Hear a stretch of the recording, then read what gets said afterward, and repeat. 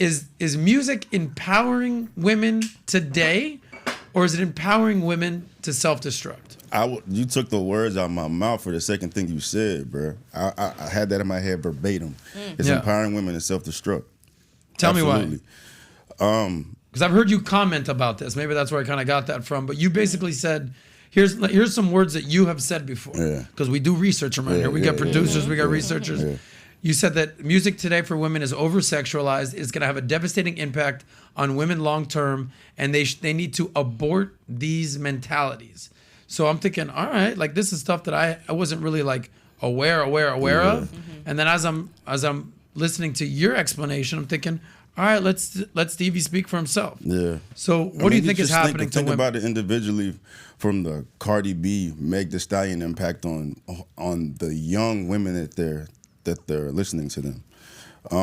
I guess it's there's nothing wrong with the independent women, but it's getting the women to not even want or desire or need a man at all. You know what I'm saying? And I'm speaking more terms of like longevity, companionship, families, birth rates, marriage, the female hip hop, in addition to the feminist movement, is just directing women the wrong way. Like it empowers you to, be independent financially, boss bitch this, run my own that. Period. You got women nowadays, I don't even need a man to have a baby. I just go to the clinic and get. Period. You know what I'm saying? But that's not good for society, like down the long run. Is it better for society when men talk about us being sluts and whores? So with that. But should it be glorified at all? No, but it's. She brings up a very good question. No, it is. But the effect that female hip hop is having on women, and more of a. Let me get my I want to say it right so the message delivered correctly. I think it has more of an impact on women because it will influence women much more than it influences men. Because when you typically hear men talk about these things, these are like, your high value men who have the leverage to say these things, whether they're good or not. But typically you hear your Futures or your Rick Rosses, whomever. These are like big boss men that can typically do what they want. The majority of men don't live in that world, so they know they can't do that. You know what I'm saying? But when you empower all these women who pretty much have the sexual marketplace within their hands, and then they receive these information, it's gonna affect these women on a larger scale, because all these women can use this information and be influenced by it. Does that make sense? Yes. Porn is one of the largest industries in the world, and now women are starting to make money off of that profit, and it's a problem for men.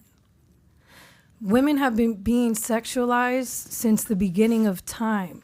I think it's we're in a place, and it's a cycle, right? We see what Madonna did. We see it's all a part of the socioeconomic progression and story. Like you said, you went through the history of, we became able to vote, we became able to dress how we want to dress, partake in society the way that we want to partake in society, etc. And then it became somewhere along the lines, we are over-sexualizing ourselves. Well, I think that happened because we got tired of being sexualized and not being the beneficiaries of said sexualization. Yeah, I disagree. I disagree to you to a certain extent, but I think the majority of the reality doesn't live in that space. The reason why women are over-sexualized because the market is so crazy for it.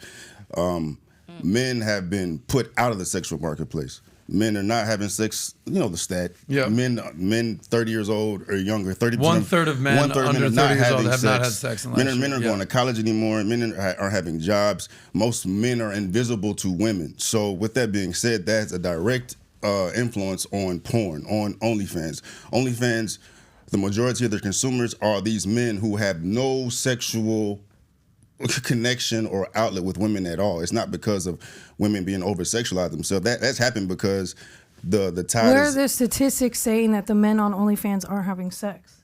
Say that again? Like, where are we getting this information? I don't know about the OnlyFans stat. We can pull that up, but there are multiple stats. It's very Googleable that this is in general. I think it was the guy who was recently on Bill Maher, Scott Galloway, is an NYU professor. He talks about how basically society is men are failing within society. But basically, to his point, Stevie's point, 1/3 of men under 30 have not had sex within the last year plus. Okay, so meaning like, and this is the whole premise of this show. Let me just back up a second. So I started off the entire show saying basically this show is to help you guys out there because we have 90% mostly male audience, just so you know. Okay. Just so we're clear. We do have a large, we have millions of followers, so just do the math. But the whole premise of the show is to increase your status, your financial status, your relationship status, to see you win in life. But as a man, okay, and we're gonna have a whole conversation on what a man is, what a woman is, what a woman's looking for, right? A boss babe, an alpha man. That's the next topic here.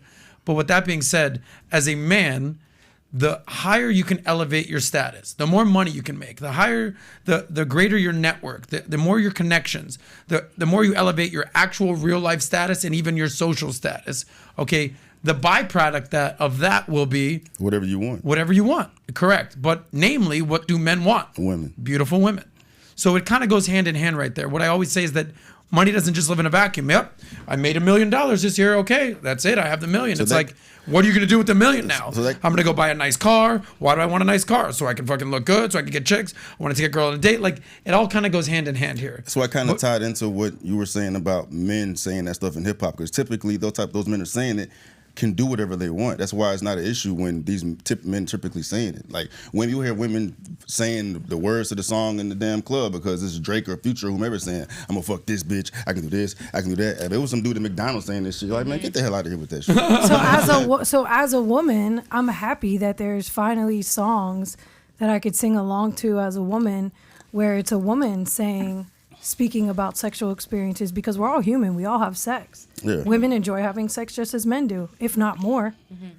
Yeah, but I don't think most of the time it's the woman that's not getting the pleasure in the sexual experience. That's not the problem though. Like there's no issue with women expressing their sexuality. It's just the impact that it's having on society, long term. It's causing women to be lonely. What's the stat? Like Here it is. I think the lack of real men are causing women to be lonely. So we can unpack that too. We can unpack that too. So there's a lack of real men because as women progress and become more independent, more successful, they're going to require a man at their level or higher to accommodate them, right? Mm-hmm. Hypergamy. Mm-hmm. But if you're a 1% woman, now you're looking for that 1% man, and that 1% man can have 99% of the women out there, right? So could the woman.